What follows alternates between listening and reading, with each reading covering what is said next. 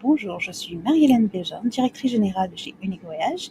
Et aujourd'hui, au cours de cette vidéo, on va prendre quelques trucs et astuces afin d'économiser temps et argent lors des voyages d'affaires de vos employés.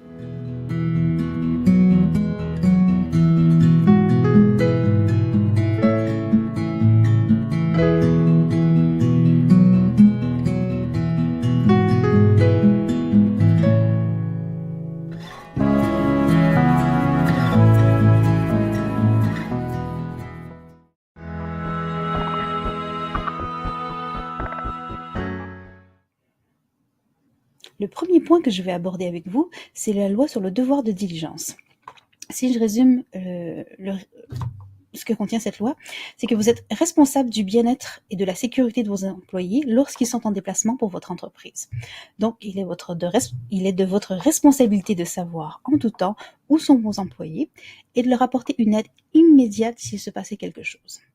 Malheureusement, encore beaucoup d'entreprises en sont au tableur Excel pour entrer les données de où est tel voyageur, mais ne sont pas toujours à jour.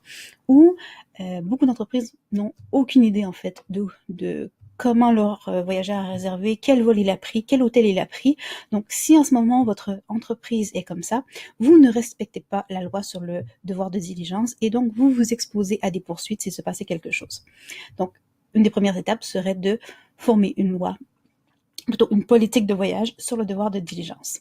Et pour ce qui est de suivre vos employés, sachez qu'il existe une panoplie d'applications qui pourraient vous aider en ce sens, qui sont d'ailleurs souvent gratuites, et ça va vous permettre de savoir où sont vos employés, d'avoir le résumé entier de leur voyage, vol, hôtel, transfert, location de voiture, peu importe, et donc de respecter la loi.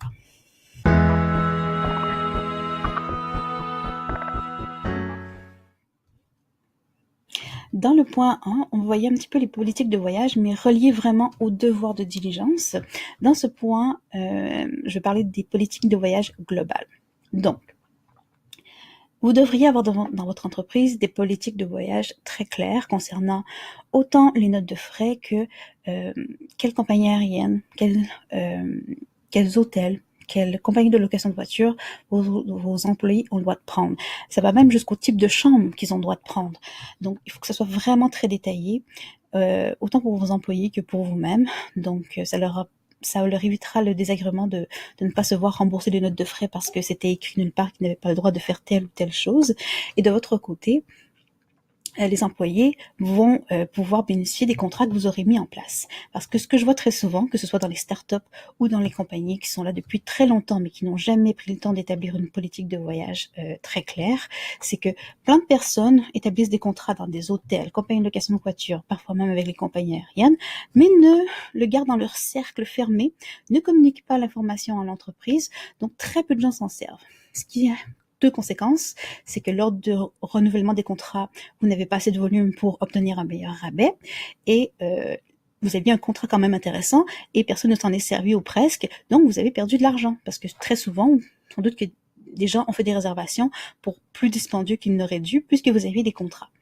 Donc, c'est vraiment important d'établir une politique de voyage claire, de mettre au courant vos voyageurs des contrats que vous pourriez avoir et de communiquer le tout à tout le monde de façon globale et d'indiquer aussi à ceux qui établiraient des nouveaux contrats de communiquer l'information, de mettre à jour cette politique de voyage de façon régulière.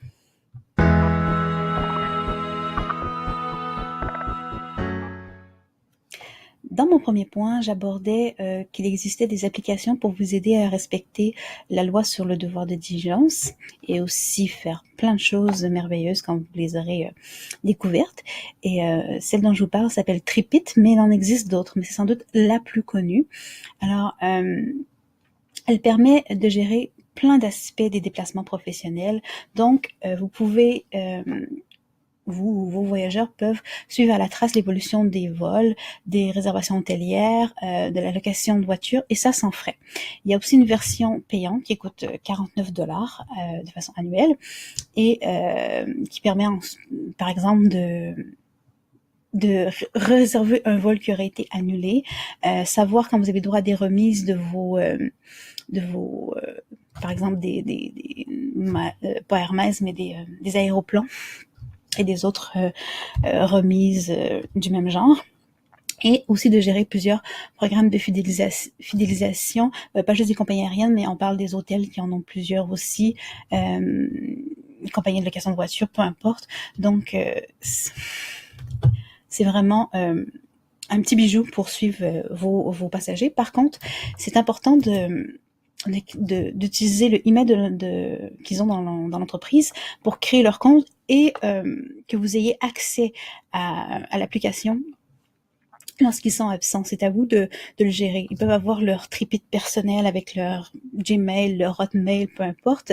Mais pour ce qui est des déplacements professionnels de votre entreprise, ça devrait être fait avec leur email d'entreprise et avec un mot de passe que vous donnez pour que vous ayez accès. Donc le voyageur a accès, mais vous avez aussi accès. Donc ça peut être aussi très utile si vous avez quelqu'un à l'interne qui s'occupe des déplacements des gens dans l'entreprise. Donc, elle peut aller ajouter elle-même les réservations qu'elle a fait dans le tripit du voyageur. Et donc, le voyageur voit qu'est-ce que contient son prochain voyage ou ses prochains voyages. Donc, vraiment, ce tripit n'est qu'une application parmi tant d'autres, mais comme je vous disais, c'est la plus connue. Donc voilà, plus de raisons valables de ne pas respecter la loi sur le devoir de diligence et de ne pas profiter de toutes les avantages de ce genre d'application.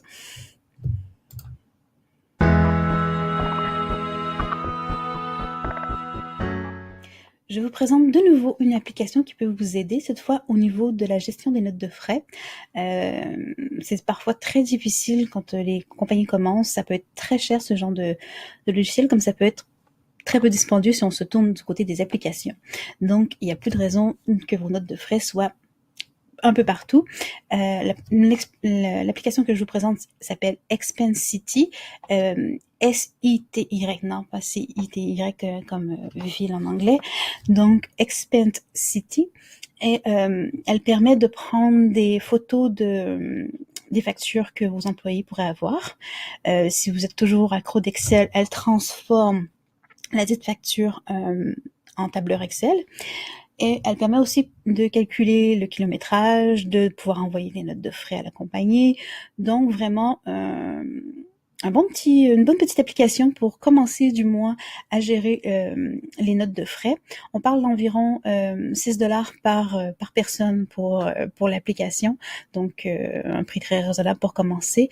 Et ensuite peut-être que vous développerez peut-être votre propre logiciel ou application, mais vraiment pour commencer à mieux s'organiser que juste un tableur Excel, Expensity, ça peut être une très belle solution, mais il en existe sans doute bien d'autres.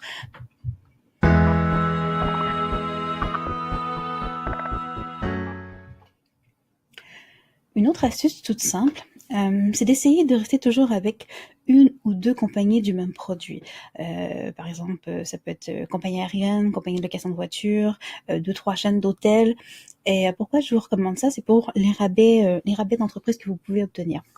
Donc, tout dépendant de votre volume, bien sûr, mais par exemple, certains rabais sur les compagnies aériennes peuvent varier de 1% à 7%. 7%, on parle d'un bon volume, mais ça paraît sur chaque billet d'avion, ça je peux vous l'assurer.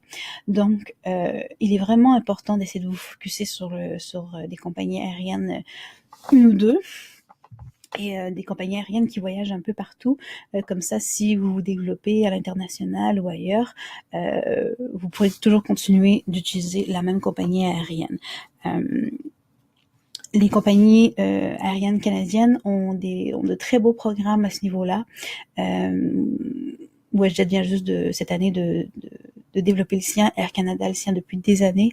Donc, c'est vraiment important de vous focaliser pour obtenir des rabais qui peuvent vraiment être importants. Même si vous avez que 10, 20 ou 30 vols par année, ça paraît sur le chiffre global. Donc, concentrez-vous sur quelques compagnies, allez établir des contrats. C'est sûr que les premières années, les contrats ne seront pas très juteux parce qu'on veut voir le volume que vous pouvez apporter. Ils ne vont pas juste prendre votre parole pour établir le contrat.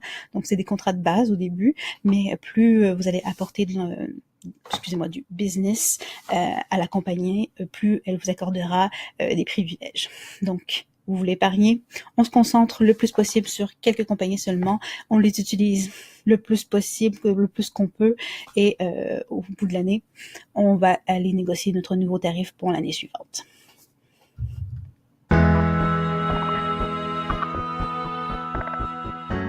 J'avais l'intention de faire 2 points avec ce dont je vais parler, mais je pense que c'est plus simple d'en faire un seul. J'allais parler des crédits voyage et des assurances voyage. Qu'est-ce que c'est un crédit voyage? C'est par exemple, si vous n'avez pas utilisé un billet d'avion, vous avez la possibilité de le mettre au crédit à la compagnie aérienne.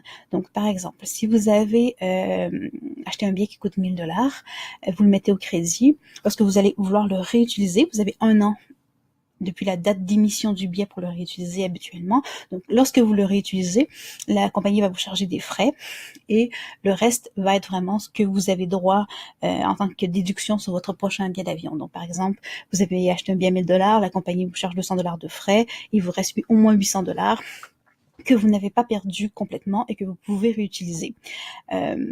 C'est très rare, mais certaines compagnies vous permettent de changer, d'extensionner ce 365 jours et aussi de changer le nom sur le crédit voyage. C'est très rare, mais ça existe, sachez-le, pardon.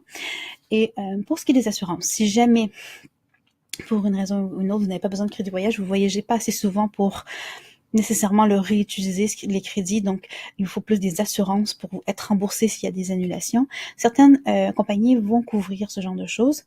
Quand on parle d'annulation, c'est pas vous qui décidez de ne pas aller à une réunion, mais si vous aviez une réunion pour signer un contrat et que la compagnie qui était censée vous accueillir ne peut pas le faire, a déplacé la réunion, là, certaines, celles qui incluent ce genre de choses, vont pouvoir vous couvrir. Donc, ça ne doit pas être vous qui avez changé d'avis, c'est vraiment quelque chose qui est hors de votre contrôle. Et donc, vous avez perdu le billet. Donc, vous pourriez être remboursé jusqu'à 100% avec ce genre d'assurance. Donc, renseignez-vous. Il y a beaucoup d'argent à rechercher si jamais vous êtes confronté à ce genre de problème de façon régulière.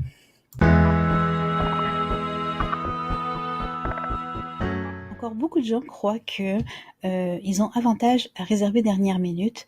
Ça a été une mode, je dois l'avouer, dans les années 80-90, mais c'est parti depuis très longtemps. Comment ça fonctionne dans les avions? C'est par classe de service. Et quand les billets sortent au tout début, c'est les classes de service qui sont les moins dispendieuses qui sortent en premier. Et ensuite, plus il y a d'achats, plus qu'on monte dans les classes de service qui sont dispendieuses. Donc, il n'y a absolument aucun avantage à attendre. Je ne dis pas que sur Internet, quelqu'un a déjà peut-être réussi à trouver un vol à un prix incroyable à la dernière minute, ça se peut. Par contre, on s'entend qu'habituellement, une entreprise a besoin de savoir qu'elle va partir à telle date. C'est pas la veille qu'elle peut acheter son vol, elle doit le savoir d'avance. Et croyez-moi, le meilleur moyen d'avoir des billets pas chers, c'est de le réserver dès que vous êtes au courant, dès que vous savez que vous devez voyager, commencez à vous renseigner et acheter votre billet. C'est vraiment très important, vous allez sauver énormément d'argent. Et aussi, lorsque vous réservez vos billets, faites attention dans la classe que vous le réservez. La plupart des gens vont se précipiter vers le billet le moins cher, mais ce n'est pas toujours à votre avantage. Quelquefois, en payant 30 $ de plus pour une classe supérieure, voire 50, 60, peu importe, vous avez beaucoup plus d'avantages, beaucoup plus de choix. Si vous avez besoin de le changer, vous allez avoir beaucoup moins de frais, beaucoup plus de choses d'incluses. Par exemple, la sélection de sièges qui coûte quand même souvent 20, 30, 40, 50 $ de plus. Donc, c'est vraiment important. Bagages enregistrés aussi, excusez-moi, je reviens, mais bagages enregistrés, c'est rendu quand même assez dispendieux, 25 $ à l'aller, 25 $ au retour. Ici, c'est un voyage des États-Unis, c'est 25 $ US. Donc, vraiment, regardez vos classes de service quand vous réservez. Ne sautez pas nécessairement sur le moins cher, surtout avec les nouvelles classes de service d'Air Canada. La classe la moins chère ne contient absolument rien. Vous pouvez même pas le faire changer, vous pouvez pas le faire annuler. Vous perdez le billet totalement. Donc, il faut, pour les compagnies, pour les gens d'entreprise, ce n'est vraiment pas recommandé de prendre ce tarif. Il faut vraiment être sûr de vous, que vous allez partir et qu'il n'y aura aucun changement sur votre sur le projet sur lequel vous allez, parce que sinon, croyez-moi, vous allez perdre beaucoup d'argent. Donc, faites attention aux classes de service, réservez d'avance et si vous avez des questions, venez nous voir, mais c'est ça. Réservez d'avance, faites attention aux classes de service, dites-vous que au début de l'année, quand les prix sortent, ce sont les classes de service les moins dispendieuses, et ensuite on monte, on se rapproche de la classe affaires ou de la première classe. Donc, il y a vraiment aucun avantage, surtout pour les entreprises, à attendre le dernière minute.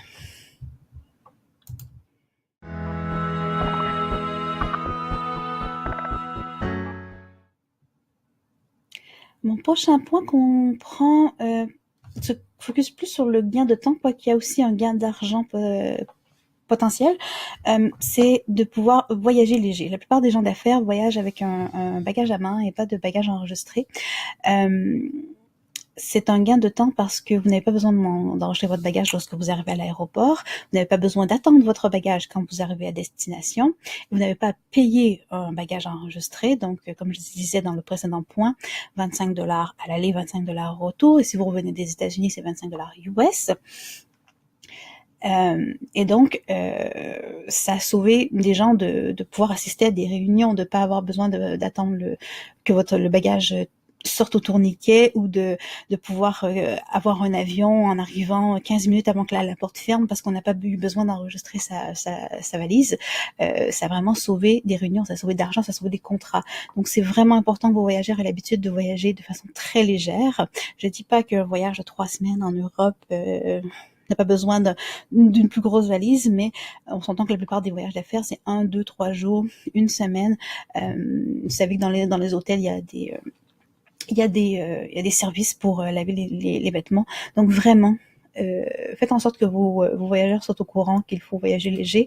Et encore une fois, si par exemple vous mettez dans vos politiques de voyage que vous ne payez pas les bagages enregistrés, à part peut-être sous certaines circonstances, ils n'auront pas tendance à faire ce genre de choses. Ils vont vouloir voyager léger, ils ne voudront pas le payer eux-mêmes. Donc, encore une fois, économie de temps et d'argent, on voyage léger.